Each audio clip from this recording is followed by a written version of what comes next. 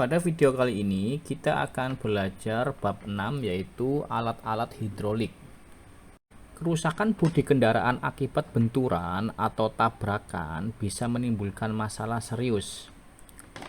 Tidak hanya bagian luar mobil yang rusak, tetapi juga bagian dalam rangka atau chassis yang menjadi tulang utama kendaraan itu juga rusak.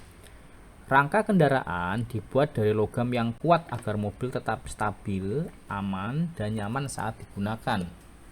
Oleh karena itu, jika rangka bengkok akibat tabrakan, ya lihat gambar 6.1, proses perbaikannya harus menggunakan alat-alat khusus. Salah satunya yaitu alat hidrolik. Anda lihat di gambar 6.1, kerusakan bodi kendaraan akibat tabrakan. Bagian depannya penyok. Kerusakan seperti ini memerlukan alat bantu hidrolik agar logam yang bengkok bisa dikembalikan ke bentuk semula. Proses ini tidak bisa dilakukan dengan tangan karena membutuhkan biaya yang sangat besar dan presisi tinggi. Nah, sebelum kita masuk ke alat-alat hidroliknya, kita belajar pengertian sistem hidrolik dulu, walaupun Anda sudah mempelajari di mata kuliah alat-alat berat. Kata hidrolik berasal dari bahasa Inggris yaitu hidraulik yang berarti sistem menggunakan cairan, biasanya oli, untuk menyalurkan tenaga atau tekanan. Prinsip dasarnya menggunakan hukum Pascal, yaitu tekanan yang diberikan pada satu titik cairan tertutup akan diteruskan ke seluruh arah dengan besar yang sama. Anda lihat gambar 6.2, prinsip kerja hidrolik. Gambar itu menunjukkan dua silinder berisi cairan yang dihubungkan oleh pipa. Ketika piston pertama ditekan, piston kedua ikut terangkat. Ketika piston A ditekan, cairan di dalam silinder menyalurkan tekanan ke piston B. Karena tekanan merambat sama besar, maka piston B ikut terdorong naik.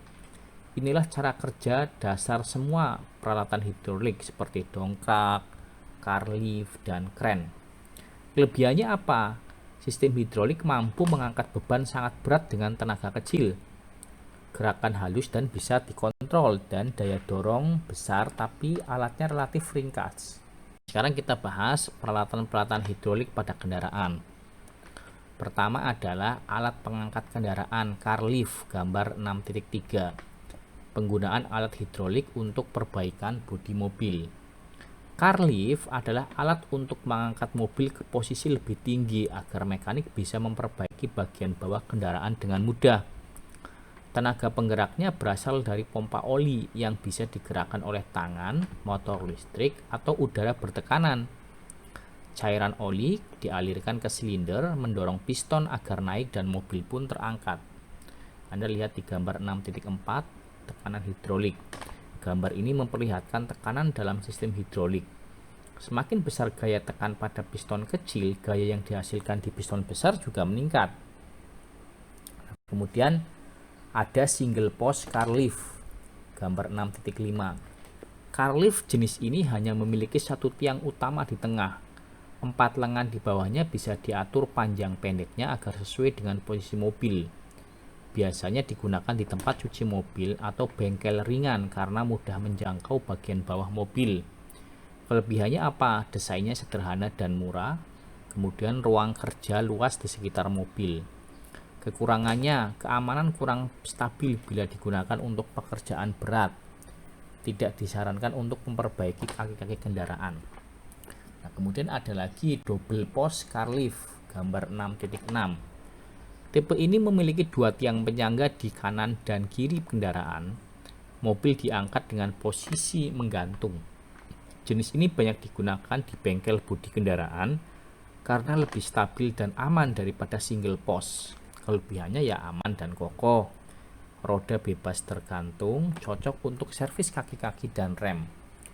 Kemudian 4 post car lift 4. Jadi jenis gambar 6.7.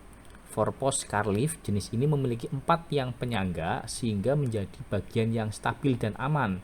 Mobil berdiri di atas 4 landasan. Namun karena roda mobil tetap menyentuh landasan, alat ini tidak cocok untuk perbaikan kaki-kaki, tetapi sangat ideal untuk servis di bagian bawah mobil seperti apa? Transmisi, gardan, dan knalpot. Kemudian kita bahas lainnya B, yaitu dongkrak atau hydraulic jack. Anda lihat gambar 6.8 dongkrak. Dongkrak digunakan untuk mengangkat sebagian bodi kendaraan, biasanya saat mengganti ban. Prinsip kerjanya sama, minyak ditekan dalam silinder untuk mengangkat beban berat. Terdapat katup pembebas yang berguna untuk menurunkan kendaraan kembali dengan aman. Gambar 6.9 itu ada dongkrak buaya. Dongkrak jenis ini disebut dongkrak buaya karena bentuknya pipih dan bisa digerakkan dengan roda kecil. Biasanya digunakan di bengkel karena dimasukkan ke bawah kendaraan. Kemudian ada portable crane. Gambar 6.10. Portable crane digunakan untuk mengangkat mesin mobil agar bisa dikeluarkan dari ruang mesin. Alat ini dilengkapi dengan roda agar mudah dipindahkan dan bekerja dengan sistem pompa hidrolik tangan. Nah, cara kerjanya ya ketika tuas pompa ditekan, oli dalam silinder mendorong piston naik sehingga batang pengangkat ikut terangkat bersama mesin. Setelah mesin terangkat, barulah dilepaskan baut engine mounting dan kabel-kabelnya. Kelebihan portable crane apa? Mudah dipindahkan kemana saja, dapat menahan beban hingga ratusan kilogram, dapat diatur tinggi rendahnya sesuai kebutuhan.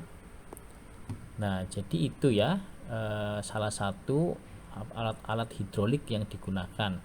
Sebenarnya kita juga sudah membahas hidrolik power jack ya kemarin ya, jadi tidak akan kita bahas lagi hidrolik power jacknya di bagian ini.